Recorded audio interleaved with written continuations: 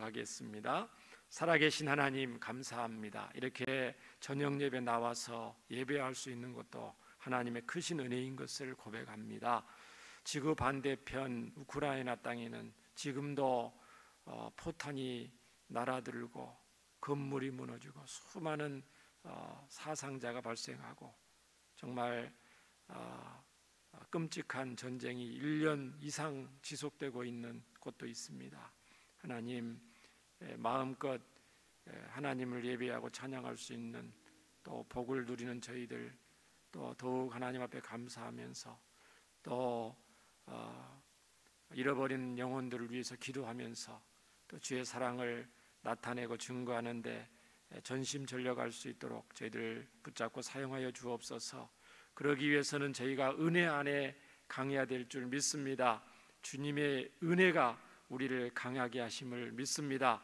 이 밤에도 함께 하시고 주님의 마음을 알게 하시고 주님 주신 은혜를 통해서 새 힘을 얻어서 하나님께 영광 돌리는 삶을 살게 하옵소서. 부족한 자를 불쌍히 여기시고 하나님 말씀만이 잘 드러나도록 도구로 사용하여 주옵소서. 예수님 이름으로 기도합니다. 아멘. 오늘 말씀의 제목은 인자와 진실이 많은 하나님입니다. 요즘 사회적인 유행이라 할까요? 사람들이 하는 취미생활 중에서 많이 유행하는 취미생활이 뭐가 있냐면 애완견을 키우는 것이 있습니다. 그렇죠? 5년, 10년 전과 비교하면 애완견을 키우는 가정이 굉장히 많이 늘어납니다. 그리고 우리가 공원에 산책을 하거나 도로를 지나가도 평일날도 마찬가지, 휴일은 뭐 이루 말할 것도 없고요, 애완견을 데리고 산책하는 많은 시민들을 우리가 볼 수가 있습니다. 애완견 사비 번창을 하고 있고요, 불황을 모르고 있습니다. 카페, 또 애완견들을 위한 공원까지 따로 한편에 항상공원에 조성이 되어 있더라고요. 여러분 보셨어요? 예. 장례식도 장도 따로 마련이 되어 있습니다. 제가 알기로는 한 마리 애완견을 키우는데 어린아이 한 명 키우는 거 거의 비슷한 금액이 소요되는 걸로 알고 있습니다. 왜 요즘 사람들이 이렇게 애완견을 많이 키울까요? 이렇게 물어보면은 보통 아이를 키우는 것보다, 사람과 상대하는 것보다 이 애완견을 키우는데 훨씬 만족도가 높다는 거예요. 무슨 만족도가 높냐면은 사랑하고 보살펴주고 돈이 많이 들어가지만 사랑하고 보살피고 돌볼 만큼 그 강아지가 따른다는 거예요. 주인의 사랑을 알고 끝까지.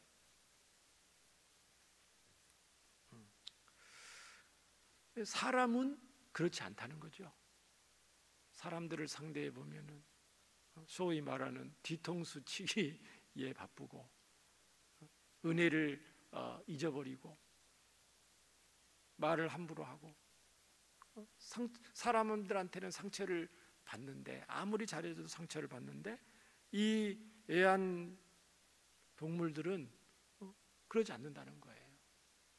오히려 몸이 아프면 주인이 마음이 아플 정도지, 그 개들은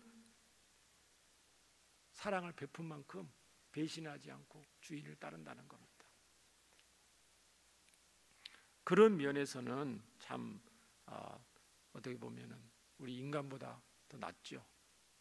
인간들은 얼마나 은혜를 배반합니까?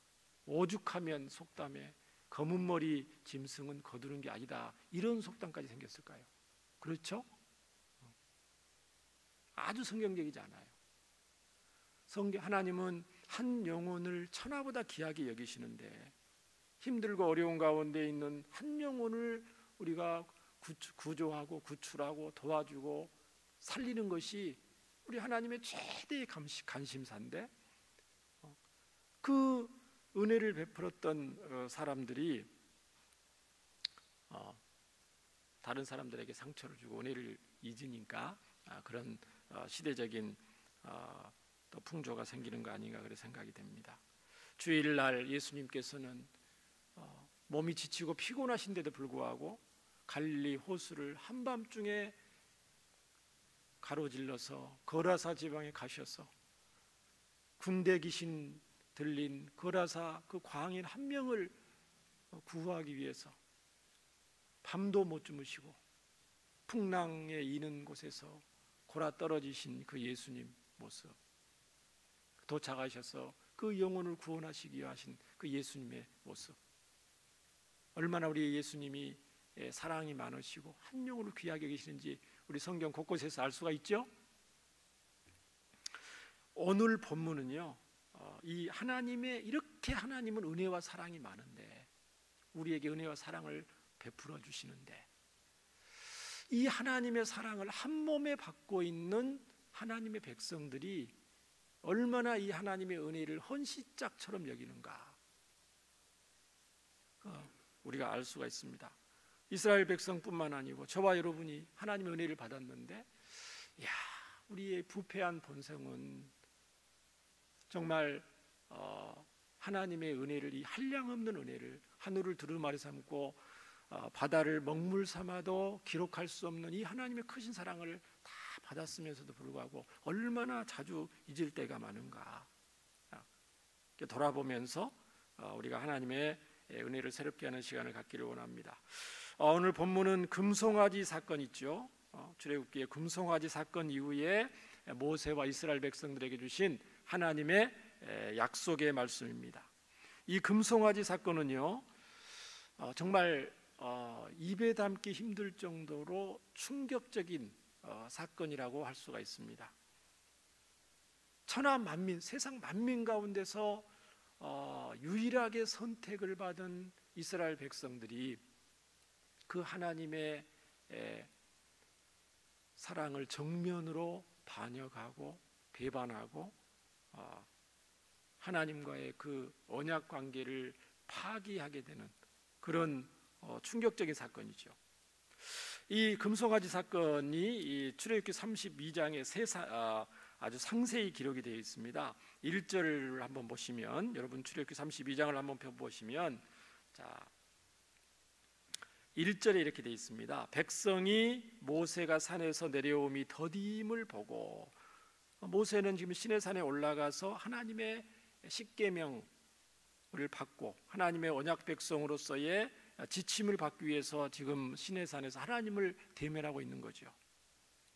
그런데 백성이 아론에게 이르러 말하되, 일어나라, 우리를 위하여 우리를 인도할 신을 만들어라. 이 모세 곧 우리를 애굽 땅에서 인도하여 이낸 사람은 어찌 되었는지 알지 못함이니라.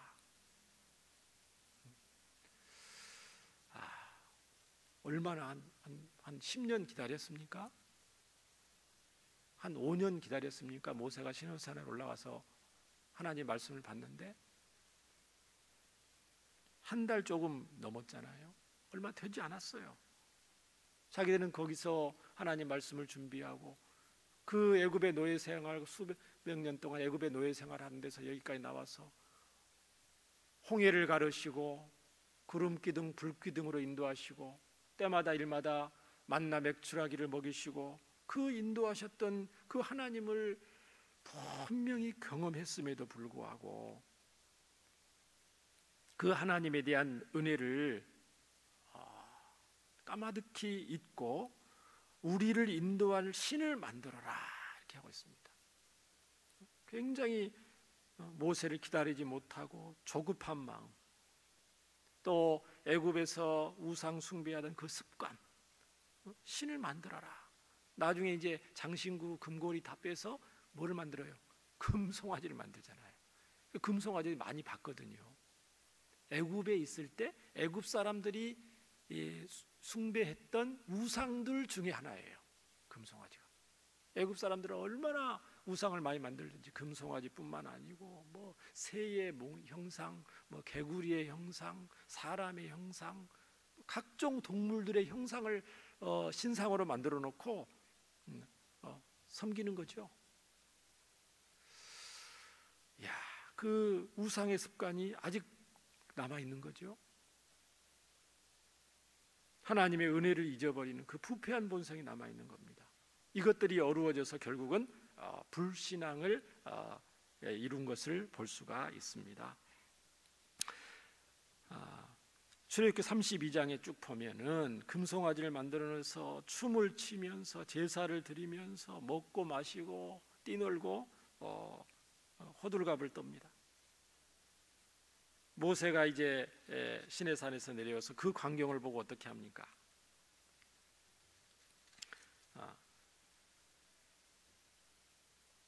출애굽기 32장에 보면은 모세가 이스라엘 백성들을 송아지하고 춤추는 것을 보고 크게 노해서 19절이죠. 크게 노하여 손에서 그 판들을 십계명 하나님으로부터 받은 돌판을 산 아래로 던져 깨뜨리니라 그랬습니다. 얼마나 화가 났으면 그랬겠어요. 20절에 모세가 그들이 만든 송아지를 가져다가 불살라 부수어 가루를 만들었습니다. 물에 뿌려서 이스라엘 자손들에게 다 마시게 했습니다. 너희가 숭배하는 이 금송아지가 아무런 힘도 없는 우상에 불과한데 너희들이 먹으면 뒤로 나오게 되는 이게 별 볼 일 없는 건데 그 금송아지 우상을 섬기는 너희들이 지금 말이 되냐 하면서 책망을 하고 있는 거죠. 그리고 나서 우상 숭배하던 사람들 3,000명을 레위 사람들을 통해서 심판하는 장면이 출애굽기 32장 하반부에 기록이 되어 있습니다. 그리고 나서 모세는 하나님은 여기에 그치지 않고 모세한테 이스라엘 백성들을 멸하시겠다고 말씀하십니다. 그리고 모세를 통해서 새로운 민족을 세워주시겠다고 말씀하십니다. 그랬더니 모세가 뭐라고 그럽니까? 하나님, 그렇게 하시면 절대 안 됩니다. 그렇게 하시면 안 됩니다. 만약에 그렇게 하시면 아브라함과 이삭과 야곱과 요셉에게 약속하셨던 그 하나님의 영광에 누가 되는 거 아닙니까? 하나님은 아브라함의 후손을 영원히 하나님의 백성 삼으신다고 조상들에게 약속했는데 하나님께서 여기서 멸하시면은 하나님께서 자기 백성을 애굽에서 힘들게 구출해 내셔서 홍해를 가리고 나와서 광야에서 다 멸하시기 위해서 이스라엘 백성들을 구출했다고 불신자들이 이방 사람들이 그렇게 비방할 거 아닙니까? 하나님의 영광에 이거는 어긋나기 때문에 하나님께 면목은 없지만 제발 그러지 마시고 용서해 주세요. 그렇게 할 바에는 차라리 저의 이름을 하나님의 그 기록한 책에서 지워 주세요. 그렇게 말하죠.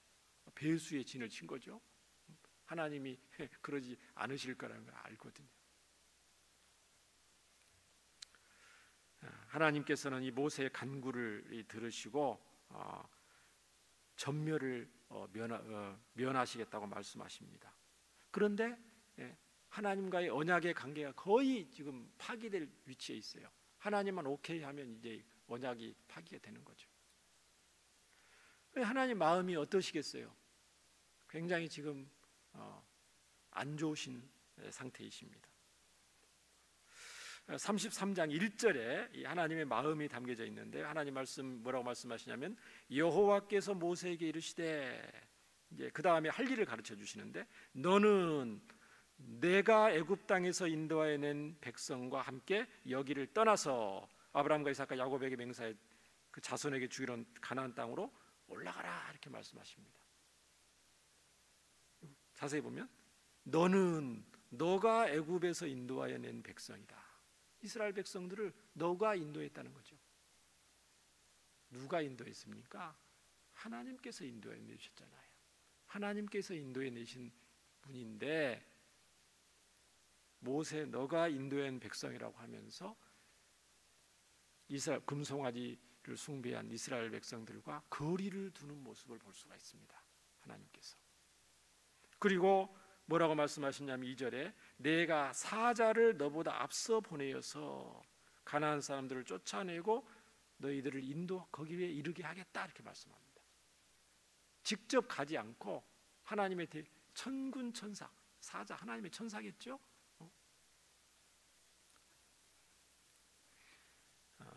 그랬더니 모세가 뭐라고 합니까? 거듭된 간구로 하나님 그러시면 안 됩니다.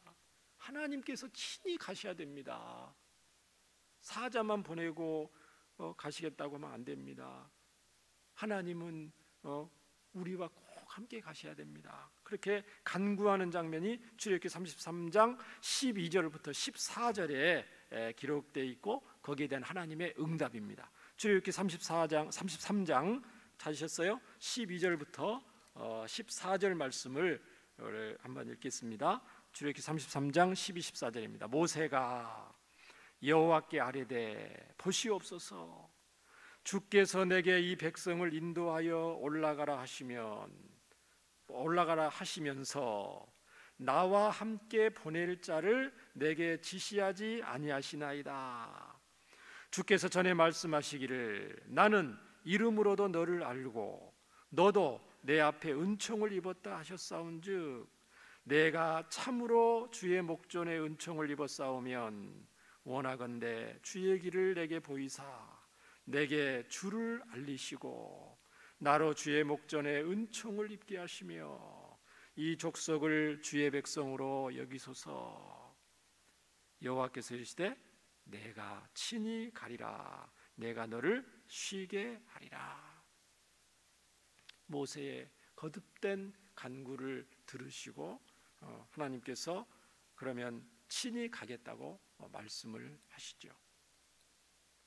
우리 하나님은 정말 은혜와 사랑이 많으신 하나님이신 줄 믿습니다.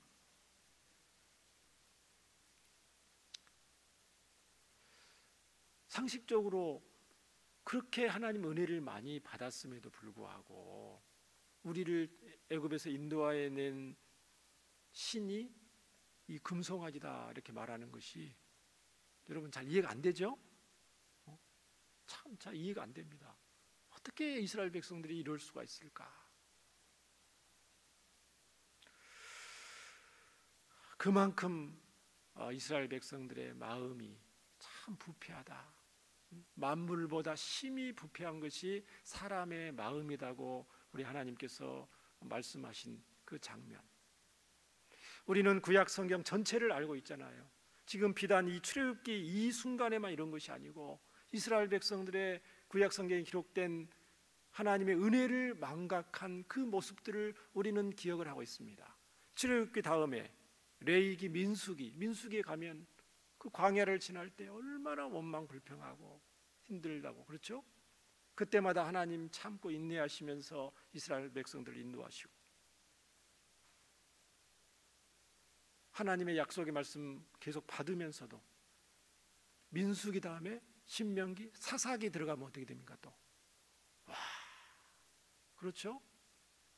조상들을 통해서 자기들을 인도하신 그 하나님, 그 좋으신 은혜의 하나님을 새카맣게 잊어버리고 가나안 땅에 가서 우상을 숭배하는 모습. 열왕기하, 역대하 성경 말씀. 그때마다 나타나 선지자를 보내서 선지자들의 그 통해서 주시는 그 하나님의 말씀들을 우리가 알듯이 그렇고 하나님의 이 놀라운 사랑을 받은 이스라엘 백성들이 정말 이렇게 은혜를 잊을 수가 있을까? 근데 사실 저희들도 은혜를 잊고 살 때가 많이 있다는 거예요. 겉으로는 예배 드리는 것 같고 겉으로는 하나님 일을 하는 것 같고 봉사하는 것 같고 기도 많이 하는 것 같아도 형식적이고 습관적이고 타성에 젖은 채로 우리가 신앙생활을 하기 쉽다는 것입니다. 다른 사람이 볼 때는 그럴싸한 게 보이지만 그 마음 중심에는 첫사랑을 잊어버리고 하나님의 은혜를 잊어버리고 그렇게 살 때가 많이 있다는 것입니다. 그래서 이 하나님의 은혜를 기억하는 것은 신앙생활의 생명과도 같다고 할 수가 있습니다. 하나님의 은혜를 기억하는 것. 과거에 하나님에게서 나에게 베풀어 주셨던 그 은혜를 기억하는 것. 우상 숭배할 때에, 가난할 때에, 힘들 때에, 질병 가운데 고통 가운데 있을 때에, 인생의 의미와 의미를 알지 못해서 방황할 때에, 그때 하나님께서 나를 만나주시고 기도를 들어주시고 복음이 깨달아지게 하시고 말씀이 들려지게 하시고 예수님의 은혜를 믿을 수 있도록, 인격적으로 예수님 만날 수 있도록 그 하나님의 주셨던 그 은혜, 첫사랑, 그 은혜를 기억하는 자들이 저와 여러분이 되어야 될 줄 믿습니다. 여러분 각자 정말 큰 은혜를 많이 받으셨을 겁니다. 저도 하나님 은혜를 많이 받았는데요, 우상 숭배 대대로 조상 대대로 하다가 이제 은혜를 받았는데요, 어렸을 때 몸이 많이 안 좋았어요. 누님들이 계시고 또 아들 형님이 있었는데 일찍 세상을 떠났다고 그러더라고요. 저는 모르는데 아들이 또 낳았는데, 제가 태어났는데 이게 비실비실해요. 또 죽을 것 같아요. 어머니가 저를 업고 이 병원 저 병원 차도 안 다니는데 이 약국 저 약국 찾아다니면서 어떻게 하면 살려보려고 애를 썼다고 합니다. 그런데도 불구하고 여전히 비실비실하고 죽을 것 같으니까 어머니의 이제 최후의 방법으로 저를 데려다가 강 건너에 그 절이었던 것 같아요. 제가 보니까 지금도 기억이 나는데 부처님한테 팔았어요. 부처님한테 저를. 어머니께서 저를 손잡고 건널 가시더니만 젊은 여자분이 계시는데 네 엄마다 인사해라. 이렇게. 어머니 무슨 말씀이세요? 그랬더니 너 어머니 새 엄마니까 인사해라. 너 부처님한테 너 팔았다. 너가 너무 아프니까 부처님께서 너를 지켜주시도록 하시기 위해서 너를 판 거야. 거기 사는 게 아니고 이제 팔았다는 거죠. 그런 경우 근데 저만 있는 게 아니고 종종 예전에는 있었다고 하더라고요. 그래서 이제 또 다시 집에 왔어요. 생활하다가 4월 초파일만 되면 또 손잡고 어머니 따라서 간 거예요. 그렇게 우상에게 팔린 제가 있는데 그 저희 이름이 판수였어요. 판수. 왜 이름이 판수였습니까? 그랬더니 부처님한테 너를 팔아서 이름을 판수라고 지었어. 그런데 나중에 이제 대학을 가게 되고 청년 시절에 이제 복음을 듣게 되는데, 처음부터 복음을 들었겠어요? 안 듣죠. 저는 팔린 몸인데 조상 대대로 이런 도망 다니다가 이제 하나님의 은혜로 이제 말씀을 접하게 되고 복음을 접하게 되고, 그렇구나. 예수님이 십자가에 죽으신 것이 우리를 값주고 예수님의 피값으로 우리를 사셨구나. 죄와 사망 권세의 종로로 다고 있는 나를 예수님이 피값으로 나를 사셨구나. 그게 이제 믿어졌어요. 그래서 결국은 그렇구나. 내가 비록 나의 의지는 아니었지만 어렸을 때 우상에게 팔렸다 할지라도 예수님은 나를 위해서 십자가에 죽으시고 나를 사셨구나. 그래서 예수님께 그렇게 하려면은 이제 저는 마음에 이 부처님이 큰가, 우리 예수님이 더 큰가, 하나님이 더 큰가, 선택을 해야 되겠죠. 제가 어렸을 때 만화를 좋아했는데 손오공이란 만화를 좋아하면은 손오공이 아무리 파워가 세도 누구 손바닥이에요? 근데 그렇구나. 그 부처님보다 더 큰 분이 우리 하나님이구나. 이 세상을 만드신 분이다.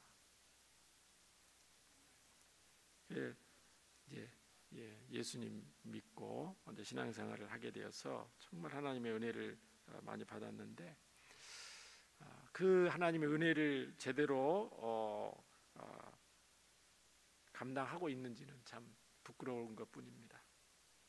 이스라엘 백성들도 이렇게 큰 하나님의 은혜를 받았는데 오늘 이렇게 금송아지 사건으로 하나님 마음을 아프게 했습니다. 그러나 이제 모세의 강구를 통해서 다시금 하나님은 이스라엘 백성들과 이 언약을 새롭게 맺기를 원하시는 거예요. 엄청난 하나님이시죠? 오늘 출애굽기 34장 읽었던 1절을 한번 보시면 어떻게 되어 있습니까?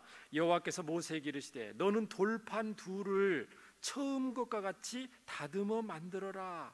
너가 깨뜨린 처음 판에 있던 말을 내가 그 판에 다시 십계명을 기록해 주겠다는 거예요. 시내산에 처음 올라갔을 때 하나님이 십계명 돌판을 손수 만드십니다. 그때는 처음 만들 때는 하나님이 손수 만드셔서 돌판에다가 십계명을 기록하셔서 모세한테 주신 거예요. 근데 그 돌판을 어떻게 했어요? 모세가 깨뜨렸죠. 왜요? 너무 이스라엘 백성들이 배은망덕하니까 의분으로 깨뜨렸거든요.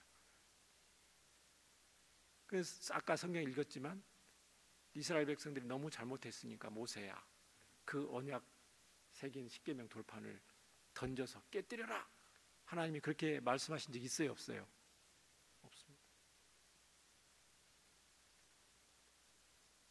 자기가 하나님 편에서 의분이 있다 할지라도 하나님께서 시키지 않는 것은 하나님의 종으로서 하면 안 되는 것이죠. 오늘 이 말씀은 이스라엘 백성들한테 철저한 회개를 하나님과 언약을 새롭게 갱신이라고 그러는데 새롭게 언약을 맺기 전에 모세를 통해서 이스라엘 백성들이 어떤 자세를 가져야 되는지, 첫 번째 돌판을 깨뜨린 모세는 자기 자신부터 철저한 회개로 하나님 말씀을 받을 준비를 하라는 것입니다. 너가 깨뜨렸으니까 너가 그 돌판을 만들어서 가져와라. 거기다가 내가 다시 십계명 계명을 새기겠다 이렇게 말씀하시는 겁니다. 그럼 하나님이 만드신 손수 만드신 돌판과 모세가 만든 돌판 어느 것이 더 권위가 있겠어요? 하나님이 만드신 게 훨씬 권위가 있죠. 벌써 이스라엘 백성들은 금송아지 사건을 통해서 하나님과의 그 거리감이 생긴 거죠. 2절에 보면 하나님 이렇게 말씀하십니다. 자, 아침까지 준비하고 아침에 시내산에 올라와 산꼭대기에서 내게 보여라. 3절에 아무도 너와 함께 오르지 말며 온 산에 아무도 나타나지 못하게 하고 양과 소도 산 앞에서 먹지 못하게 하라.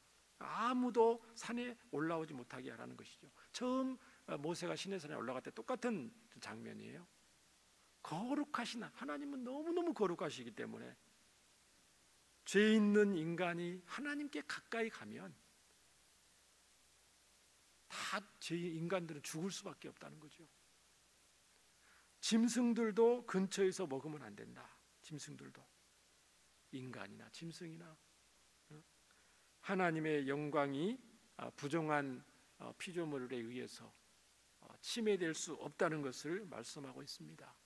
우리 하나님이 얼마나 거룩하신가를 우리가 볼 수가 있죠. 이렇게 마음껏 예배하고 주일날 예배하고 수요일날 예배하고 금요일날 예배하고 셀 예배로 모일 수 있고 뿐만 아니고 어느 곳에 있든지 예수님 이름으로 우리는 얼마든지 시간과 장소를 불문하고 하나님 앞에 갈 수가 있는 것이 정말 놀라운 은혜가 아닐 수 없죠. 우리 구약 성경에 보면 이스라엘 백성들이 아무나 하나님께 갑니까?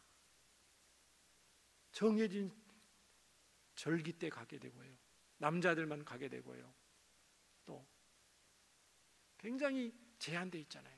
하나님과 너무너무 거룩하신 분이기 때문에. 4절에 보니까 모세가 돌판 둘을 처음과 같이 깎아 만들고 아침에 일찍 일어납니다. 하나님 말씀대로 그대로 순종하죠. 그 두 돌판을 손에 들고 여호와의 명령대로 시내산에 올라가니. 5절입니다. 여호와께서 구름 가운데 강림하사 그와 함께 거기 서서, 모세와 함께 거기에 서서 이제 하나님의 이름을 선포하십니다. 자, 구름 가운데서, 여러분 한번 머리에 떠올려 보십시오. 시내산에 올라갔습니다. 하나님의 그 영광을 상징하는 구름이 이제 자욱히 덮여 있습니다. 하나님이 모세와 함께 거기에 서셔서, 사실 모세와 함께 서셔서 모세가 볼 수 있도록 서는 것도 아닙니다. 모세도 볼 수 없거든요. 사람이거든요. 그런데도 하나님의 임재를 상징하는 그 지금 장면을 성경은 이렇게 기록하고 있습니다. 모세와 함께 거기에 서서, 모세와 함께 거기에 서서 이런 뜻은 모세와 함께 대적을 향하여 나란히 서셔서 이렇게 말씀합니다. 그러니까 하나님이 이 가나안 땅에 들어가기 전에, 이제 하나님이 가나안 땅에 들어가기 전에 모세와 이스라엘 백성들과 함께 가시겠다는 거거든요. 근데 가나안 땅에 들어가면 수많은 가나안의 부족들이 있습니다. 적들이 있습니다. 이스라엘 백성들을 홀로 보내지 않고 하나님이 모세와 나란히 서셔서 한편이 되셔서 이스라엘의 대적들과 맞서겠다는 것입니다. 엄청난 은혜죠? 6절에 보면, 자, 하나님이 이름을 선포하시는데 여호와께서 그의 앞으로 지나가시며 선포하시되 여호와라 여호와라 자비롭고 은혜롭고 노하기를 더디하고 인자와 진실이 많은 하나님이라. 음성이 이제 들려지게 됩니다. 여호와라 여호와라 이렇게 두 번 부르십니다. 왜 두 번 하셨을까요? 강조의 의미죠. 강조의 의미. 여호와라, 하나님의 이름을 걸고, 나의 이름을 걸고, 나의 명예를 걸고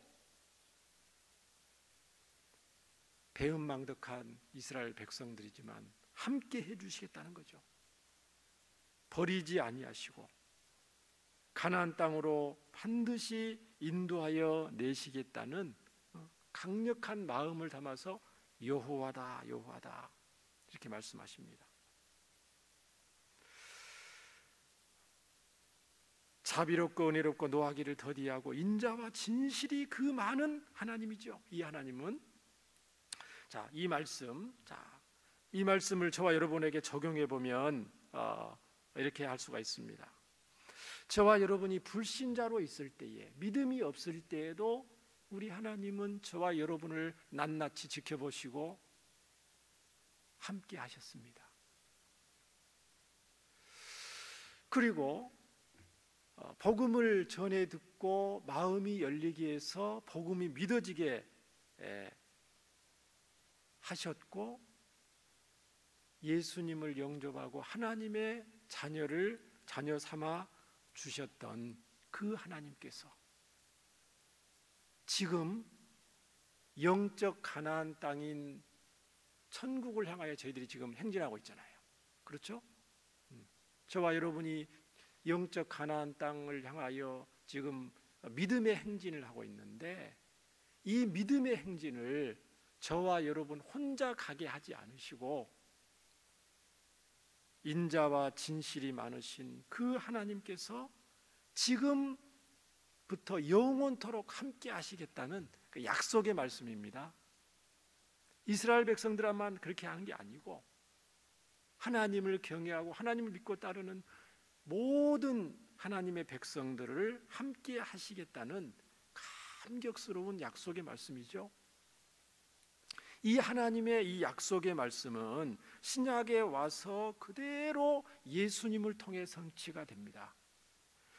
자, 바로 은혜와 진리가 충만한 아들이신 예수님을 통해서 성취가 되는데, 요한복음 1장 14절에 이런 말씀, 우리가 잘 아는 말씀입니다. 말씀이 육신이 되어 우리 가운데 거하시며 우리가 그의 영광을 보니, 그 독생자의 영광을 보니 누구의 영광? 아버지의, 하나님 아버지의 독생자의 영광이요, 뭐가 충만하다고요?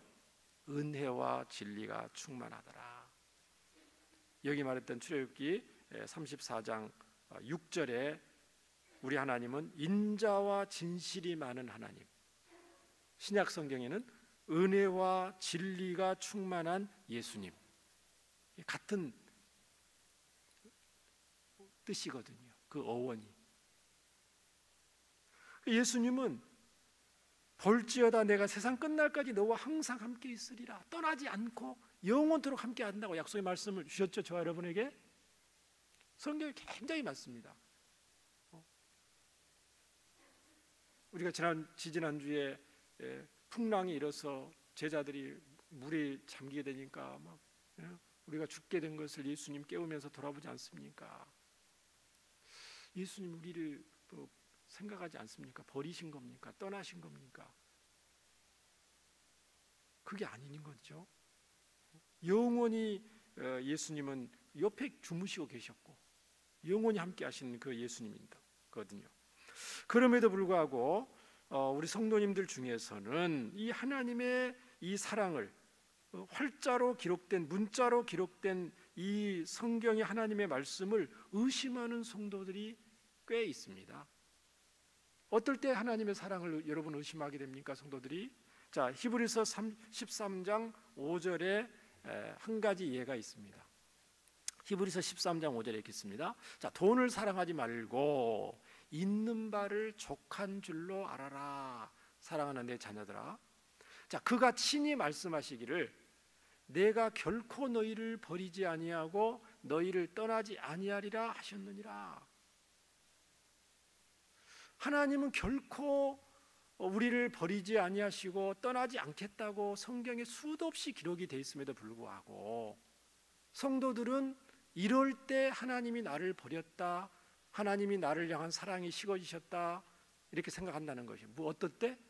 돈이 조금 궁할 때, 돈을 더 많이 자기가 원한 만큼의 돈을 가지고 싶은데 그 원하는 만큼이 채워지지 않을 때, 있는 바 족한 줄로 여기 만족이 없을 때, 하나님께서 나를 왜 이렇게 기도를 하고 이렇게 하나님 열심을 내는데 내가 하나님의 사랑을 지금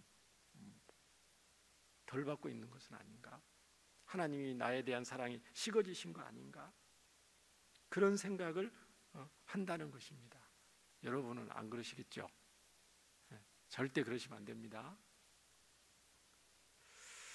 이 하나님은 어떤 하나님이에요?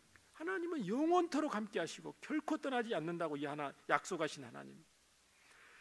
자비롭고 은혜롭고 노하기를 더디하시고 인자와 진실이 많으신 하나님이신 줄 믿습니다. 저와 여러분 실수와 허물이 엄청 많음에도 불구하고 너그럽게 용납해 주시고 기다려 주시고 응원해 주시고 위로해 주시는 사랑이 풍성하시는 우리 하나님이신 줄 믿습니다. 그렇기 때문에 저와 여러분 하나님의 자녀로서 이 하나님을 본받는 거죠. 나 자신에게도 이 하나님의 사랑으로 나를 바라봐야 될 뿐만 아니고 다른 사람에게도 이 하나님의 사랑을 가지고 우리 자녀들을 대할 때도 이 하나님의 사랑으로 대해야 될 줄 믿습니다. 아니 모든 사람을 대할 때 이 하나님의 사랑으로 대해야 되겠죠. 왜요? 이 하나님의 놀라운 사랑을 저와 여러분 이미 받았고 또 현재도 받고 있고 앞으로도 결코 떠나지 않고 지키신다는 우리 하나님의 약속의 말씀이 있기 때문입니다. 인자라고 번역된 히브리어 헤세드는요 240번 이상 구약 성경에 기록이 되어 있고 하나님의 친절, 하나님의 사랑, 인자, 자비, 인애 여러 가지 우리말로 번역이 되어 있습니다. 원어는 헤세드입니다. 이 뜻은 하나님이 변함없이 우리를 사랑하신다는 거죠. 변함없는 사랑, 죄와 허물이 있음에도 불구하고 끝까지 용서하시는 사랑, 포기치 아니하시는 사랑을 말하는 겁니다. 근데 한 가지 기억해야 될 게 있습니다. 하나님이 저와 여러분을 이렇게 부패하고 타락하고 하나님의 은혜를 자주 잊어버리는 저와 여러분을 하나님이 이 변함없는 이 헤세드의 사랑으로 사랑해 줘야 될 의무가 있으신가요? 하나님께서 저와 여러분을 언약을 파괴하고 은혜를 저버린 이스라엘 백성들 금송아지 사건 말이 이스라엘 백성들을 반드시 사랑해야 될 의무가 하나님께 있으시냐는 겁니다. 없죠. 하나님께 그런 의무가 있는 게 아니에요. 그럼에도 불구하고 우리 하나님은 이 변함없는 사랑, 이 끊임없는 사랑, 포기하지 않는 사랑, 용서의 사랑을 하나님의 이름을 걸고 저와 여러분에게 약속하신 것입니다. 하나님이 사랑이 너무 많기 때문에 하나님은 당연히 우리를 사랑해야지, 나는 아무리 문제가 많고 허물이 많아도 하나님 나는 사랑을 받을 만한 존재지, 그렇게 말할 수 없다는 거예요. 그런데 이 하나님의 헤세드와 이 진리가 얼마나 크시냐면은 7절에 자, 인자를 천대까지 베풀며 악과 과실과 죄를 용서하신다. 우리 하나님이 이 하나님의 인자와 이 변함없는 사랑이, 용서의 사랑이 얼마나 큰지를 말하고 있죠. 몇 대까지요? 1000대까지입니다. 1000대면 년수로 계산하면 몇 년이 될까요? 수천 년 되겠죠. 이거는 숫자로 말하는 게 아닙니다. 하나님의 이 용서하시는 사랑, 실수와 허물과 죄악을, 하나님의 백성들의 실수와 죄와 허물을 용서하시는 이 인자의 사랑이 1000대까지 베푸시는 거예요. 그러나 별을 면제하지는 아니하고 아버지의 악행을 자손 3, 4대까지 보응하리라. 여기 숫자만 따지면 1000대와 3, 4대를 심판하신다는 거거든요. 1000대와 3, 4대예요. 이 비교가 됩니까? 숫자적으로? 그렇죠? 안 되죠? 와, 우리 하나님의 사랑이 얼마나 큰가를 저와 여러분이 실감하도록 하시기 위해서 하나님이 인간의 숫자를 사용하셔서 이렇게 말씀하시는 겁니다. 우리 하나님의 사랑이 찬송가 304장 그 구절대로 하늘을 두루마리 삼고 바다를 먹물 삼아도 기록할 수 없다. 하나님의 약속을 자자손손 조금도 훼손하지 않으시고 하나님의 이름을 걸고 영원히 지킬 것이라고 하나님은 강조하시는 것입니다. 하나님의 진노에 비해서 하나님의 은혜와 사랑이 얼마나 더 큰가를 지금 비교해서 말씀하시는 것입니다. 그런데 오늘 이 구절에 많은 사람들이 오해하는 내용이 있습니다. 첫 번째 오해가 무슨 내용이냐면요, 이렇게 하나님이 은혜와 인자와 진실이 많으신 하나님이니까, 이렇게 사랑이 너무너무 크신 하나님이니까 어떤 죄를 지어도 죄를 모른 채 하고 무조건 용서하시지 않는가, 이런 오해를 한다는 것입니다. 그런 오해할 수가 있죠. 하나님이 용서하시는 사랑이 굉장하니까 죄를 짓는 죄인들의 죄를 모른 채 하거나 무조건 용서하지는 않느냐는 그런 생각을 성도들 가운데도 할 수가 있다는 것입니다. 만홀히 여긴다는 거죠, 이럴 때 표현을. 그러나 이 표현은 사랑의 하나님은 동시에 공의의 하나님이기 때문에요, 하나님의 은혜를 베풀어 주실 때는 무조건 그냥 용서하는 게 아닙니다. 철저한 회개를 통해서 긍휼을 베풀어 주신다는 뜻입니다. 뭐 때문이라? 뭐를 바탕으로요? 철저한 회개를 통해서. 그래서 진짜 은혜는요, 은혜 중에 은혜는, 저와 여러분이 받는 은혜 중에 은혜는 어떤 은혜냐면은 나의 죄를 통렬히 자복하고 회개할 수 있는 그 마음이 든 그 회개의 마음, 회개케 하시는 그 은혜가 은혜 중에 은혜인 줄 믿습니다. 가장 큰 은혜예요. 나의 죄를 통렬히 하나님 앞에 자복하고 회개할 수 있는 그 은혜.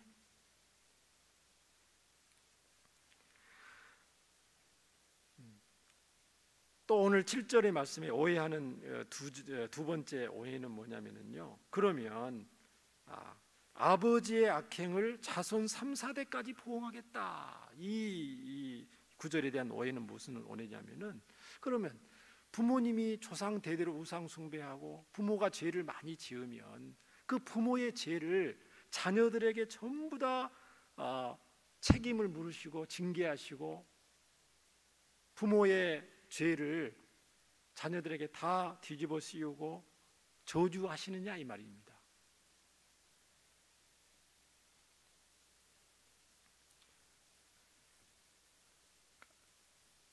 부모의 죄와 허물을 2대와 3대, 4대 후손에게까지 물어서 징계한다는 뜻이 결코 아닙니다. 이 말씀은. 왜냐하면 하나님은요 조상들의 죄로 인하여 자녀들에게 무조건 벌을 주시는 그런 불공평한 하나님이 아니시기 때문에 그렇죠. 자신의 죄값을 자신이 치르는 거지 조상들의 죄를 자녀들에게 다 덮어씌우는 그 하나님이 공평한 하나님이 아니잖아요. 에스겔서 18장 4절과 20절에 이렇게 되어 있습니다. 시간이 갔는데요, 한번 읽어보겠습니다. 에스겔서 18장 4절 20절입니다. 자, 모든 영혼이 다 내게 속한지라 아버지의 영혼이 내게 속함 같이 그의 아들의 영혼도 내게 속하였나니 각자의 영혼이 하나님께 속했다는 거죠. 범죄하는 그 영혼은 죽으리라. 범죄하는 영혼이 죽는 거예요. 벌을 받는 거죠. 20절 범죄하는 그 영혼은 죽을지라. 그렇죠? 아들은 아버지의 죄악을 담당하지 아니할 것이요 아버지가 아무리 많은 죄악을 지었다고 그랬죠, 아들이 그 아버지의 죄악을 담당하지 않는다는 겁니다. 아버지는 부모는 아들의 죄악을 담당하지 아니하느니니 아들이 많이 죄악을 지었다고 아버지가 대신 다 하나님이 벌을 받는 게 아니라는 것입니다. 의인의 공의도 자기에게로 돌아가고 악인의 악도 자기에게로 돌아가리라. 의인은 의인대로 악인은 악인대로 본인의 믿음에 따라서 본인의 불순항에 따라서 하나님이 심판하시고 보응하신다는 말씀입니다. 그런데 오늘 말씀에 악인의 아버지의 악행을 자손 3, 4대까지 보응한다. 이 말씀은 무슨 의미가 있습니까? 이 말씀은 죄와 허물은 그 후손들에게 죄와 허물이 있어요. 조상의 죄가 있으면 이 죄라는 것은 영향력이 있거든요. 우상 숭배 아까 습관이라고 그랬잖아요. 조상들의 죄, 우리 부모님들의 죄를 보고 밑에서 자녀들이 자라는 거예요. 그 악한 영향력을 받습니다. 우상 숭배하는 거, 미신적인 거, 불신앙적인 거, 원망 불평하는 그 영향을 우리 자녀들이 고스란히 받아서 안 받을 수도 있는데 받아서 본인 스스로 불신앙을 선택하고 하나님을 거역하고 배반하고 말씀에 어긋나는 삶을 산다는 것입니다. 그러면 누구 때문에 심판을 받는 거예요? 본인, 자기 자신 때문에 심판을 받는 거죠.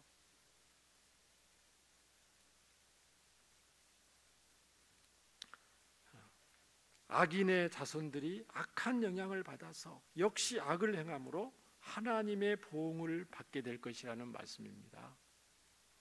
가계에 흐르는 저주가 있어서 우상 숭배를 우리가 많이 했기 때문에 자자손손 우리는 이 벌을 받고 있구나. 그게 틀리다는 것입니다. 성경적으로 소위 가계의 저주론이라고 그러는데요, 그게 성경적으로 지극히 틀리다는 것입니다.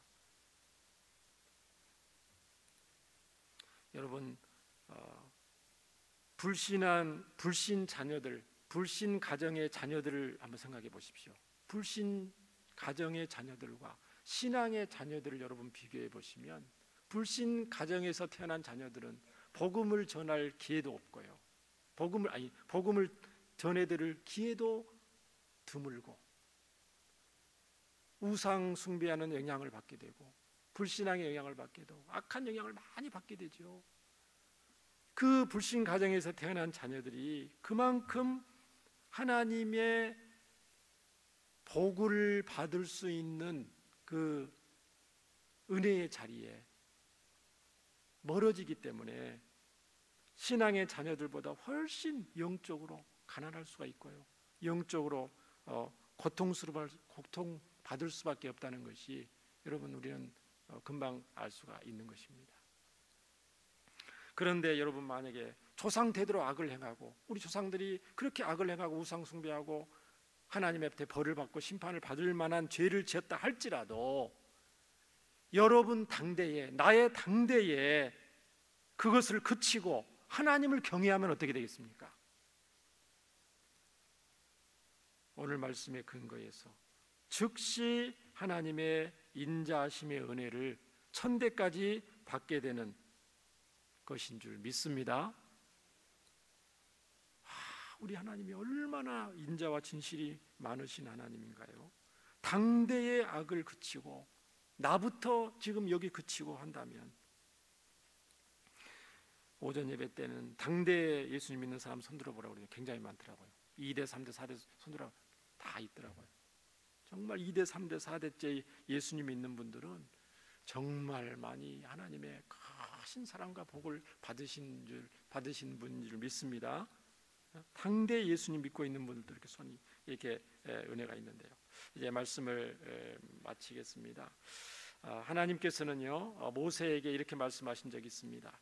세계가 다 내게 속하였나니 너희가 내 말을 잘 듣고 내 언약을 지키면 너희는 모든 민족 중에서 내 소유가 되겠고 너희가 내게 대하여 제사장 나라가 되며 거룩한 백성이 되리라. 너는 이 말을 이스라엘 자손에게 전할지니라. 저와 여러분의 조상이 어떤 악을 하나님께 짓고 우상 숭배했다 할지라도 지금 이 순간부터 저와 여러분이 예수님을 잘 믿고 예수님의 가르침을 따라 순종하며 살면은 열방 가운데 하나님의 소유가 되고 제사장 나라가 되고 또 우리나라가 거룩한 백성이 될 줄 믿습니다. 어떤 강대국도요, 함부로 하지 못하는, 경제적으로나 군사적으로 볼 때 무시 못하는 나라가 될 줄 믿습니다. 영적인 파워가 있는 나라는 땅은 작지만 인구는 적지만 영적인 파워가 있고 영적인 세계를 주도하는 우리 대한민국이 이 약속의 말씀 우리가 지킬 때 꼭 그렇게 될 줄 믿습니다. 복음의 영향력을 만방에 증거하는 복된 우리나라가 되기를 간절히 축원합니다. 저와 여러분도 예수님 잘 믿고 이 약속의 말씀 따라 살며 자자손손 인자와 진실이 많으신 하나님의 백성들로 사는 복을 누리며 살게 되시기를 예수님의 이름으로 축원합니다. 말씀 생각하면서 우리 함께 기도하기를 원합니다. 은혜와 사랑이 많으신 하나님 아버지 감사드립니다. 오늘 말씀 우리 하나님은 인자와 진실이 많으신 하나님이시고 조상 대대로 우상 숭배하며 하나님의 무서운 심판과 진노를 받을 수밖에 없는 저희들임에도 불구하고 이 크신 인자와 또 진실의 사랑으로 구원하시고 하나님의 백성 삼아주셨은 것을 다시 한번 감사드립니다. 평생토록 이 은혜를 기억하게 하시고 잊지 않게 하시고 은혜를 잊을 때마다 철저히 회개하고 돌이킬 수 있도록 우리의 마음을, 우리의 발걸음을 주장하여 주시옵소서. 하나님 아버지, 그리하여 이 땅에 사는 동안 하나님의 용서하심과 세임을 받게 하시고 또 열심을 품고 주 예수님을 따라가게 하셔서 하나님께 존귀 쓰임받고 하나님의 영광과 복음의 능력을 증거하는 삶을 살게 하여 주옵소서. 예수님 이름으로 기도합니다.